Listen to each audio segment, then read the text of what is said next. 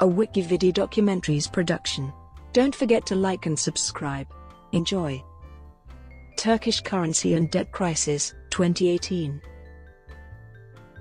The Turkish currency and debt crisis of 2018 is an ongoing financial crisis in Turkey with international repercussions due to financial contagion. It is characterized by the Turkish lira plunging in value, high inflation, rising borrowing costs, and correspondingly rising loan defaults. The crisis was caused by the Turkish economy's excessive current account deficit and foreign currency debt, in combination with President Recep Tayyip Erdoğan's increasing authoritarianism and his unorthodox ideas about interest rate policy. Current account deficit and foreign currency debt. A long-standing characteristic of Turkey's economy is a low savings rate. Since Recep Tayyip Erdoğan assumed control of the government, Turkey has been running huge and growing current account deficits, $33.1 billion in 2016 and $47.3 billion in 2017, climbing to $7.1 billion in the month of January 2018, with the rolling 12-month deficit rising to $51.6 billion, one of the largest current account deficits in the world. The economy has relied on capital inflows to fund private sector excess, with Turkey's banks and big firms borrowing heavily, often in foreign currencies. Under these conditions, Turkey must find approximately $200 billion a year to fund its wide current account deficit and maturing debt, while being always at risk of inflows drying up. The state has gross foreign currency reserves of just $85 billion.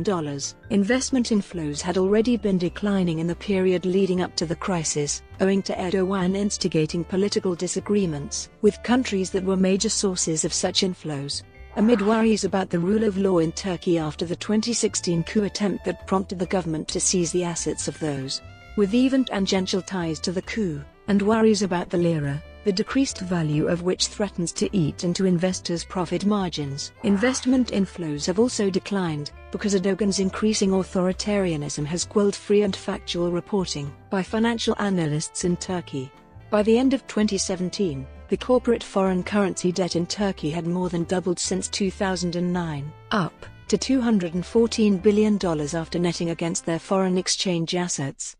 Turkey's gross external debt, both public and private, stood at $453.2 billion at the end of 2017.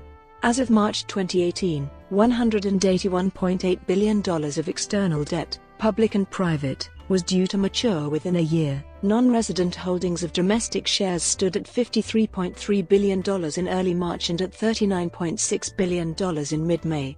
And non-resident holdings of domestic government bonds stood at $32.0 billion in early March and at $24.7 billion in mid-May. Presidential interference with the central bank. Money supply in Turkey has grown at an annual rate of 16% since 2014, and 18% since 2016. This compares to an annual growth in money supply, as calculated under orthodox economic theory by economist Steve Hanke, of no more than 13% in order to meet the central bank's inflation goal of 5%. As a consequence of these easy money policies, Turkey has experienced substantially higher inflation than other emerging markets.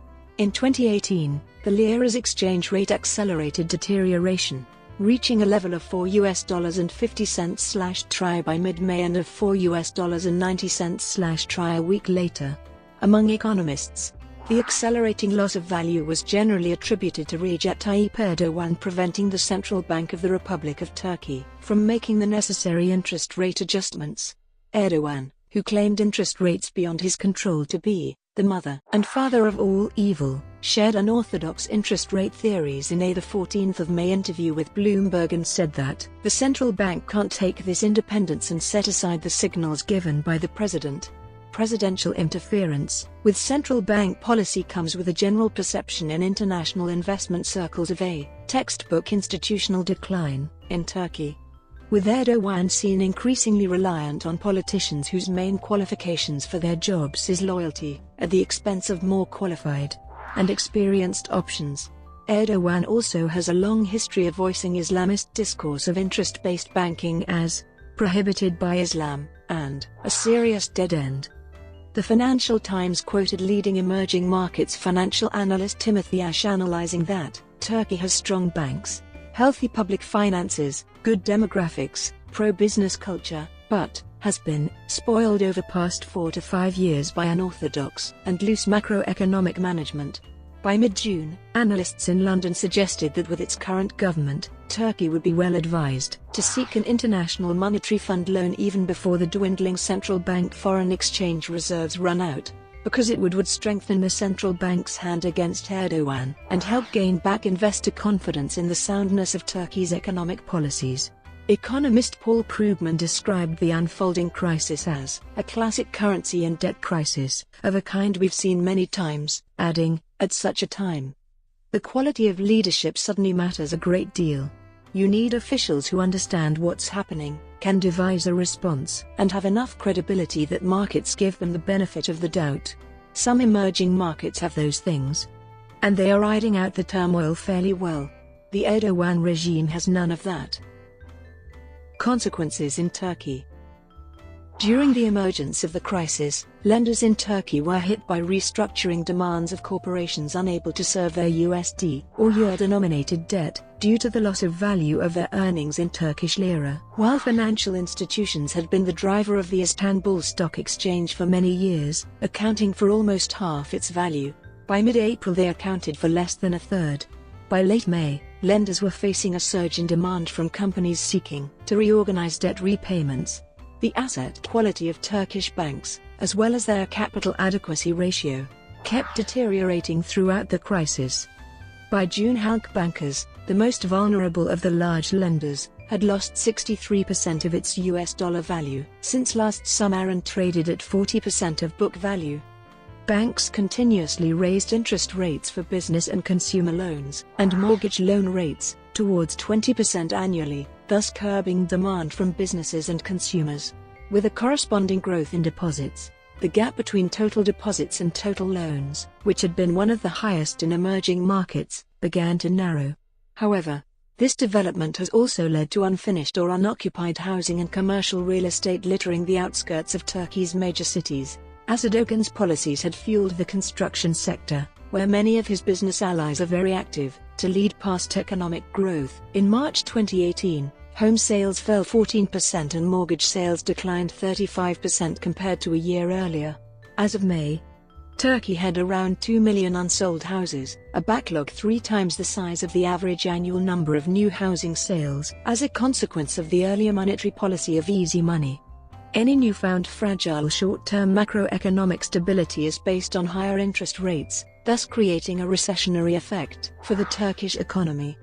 In mid-June, The Washington Post carried the quote from a senior financial figure in Istanbul that years of irresponsible policies have overheated the Turkish economy. High inflation rates and current account deficits are going to prove sticky. I think we are at the end of our rope. International consequences. The crisis has brought considerable risks of financial contagion. According to the Bank for International Settlements, international banks had outstanding loans of $224 billion to Turkish borrowers, including $83 billion from banks in Spain, $35 billion from banks in France, $18 billion from banks in Italy, $17 billion each from banks in the United States and in the United Kingdom, and $13 billion from banks in Germany. On the 31st of May 2018, the Institute of Financial Research reported that the Turkish crisis has already spread to Lebanon, Colombia, and South Africa. Conspiracy theories. In the campaign for the 2018 general election in Turkey, a widespread conspiracy theory, infused with anti-Semitism, claimed that the Turkish lira's decline was the work of a shadowy group, made up of Americans, English, Dutch and some Jewish families, who would want to deprive incumbent President Erdoğan of support in the elections. According to a poll from April 2018, 42% of Turks, and 59% of Erdoğan's governing Justice and Development Party voters, saw the decline in the lira as a plot by foreign powers. Members of the government have promoted this attitude with an unrelenting stream of conspiracy theories blaming foreign outside powers for Turkey's economic misfortunes. During the major lira sell-off on the 23rd of May, Turkey's energy minister, Erdoğan's son-in-law Berat Albayrak, told the media that the recent sharp drop in the value of the lira was the result of the machinations of Turkey's enemies.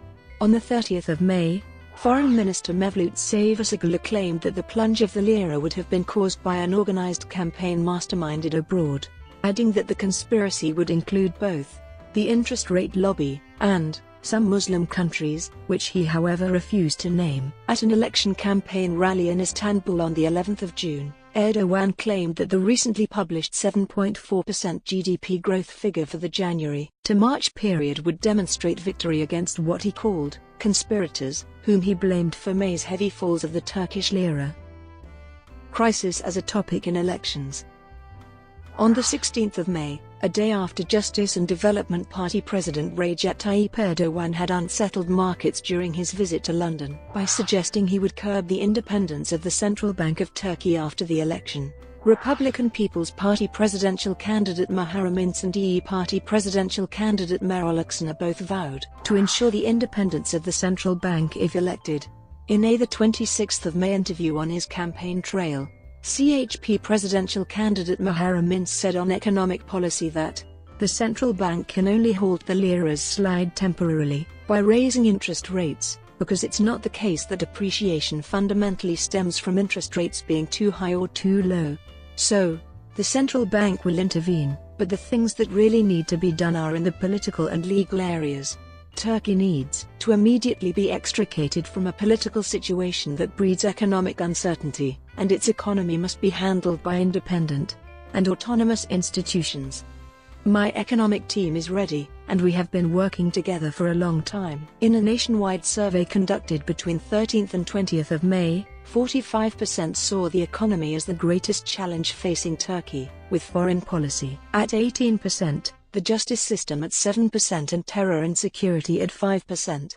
EE Party presidential candidate Meral Akşener, supported by a strong economic team led by former central bank governor Demirtas, had on the 7th of May presented her party's economic program, saying that we will purchase the debts from consumer loans, credit card, and overdraft accounts of 4.5 million citizens whose debts are under legal supervision of banks or consumer financing companies, and whose debts have been sold to collection companies as of April 30, 2018. It is our duty to help our citizens with this condition, as the state has helped big companies in difficult situations.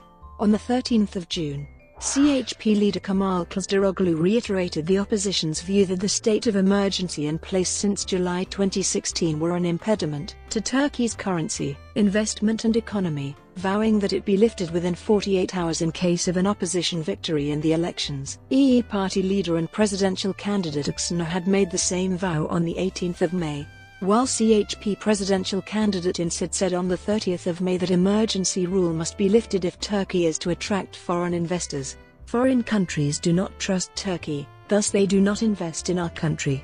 When Turkey becomes a country of the rule law, foreign investors will invest, thus the lira will gain value.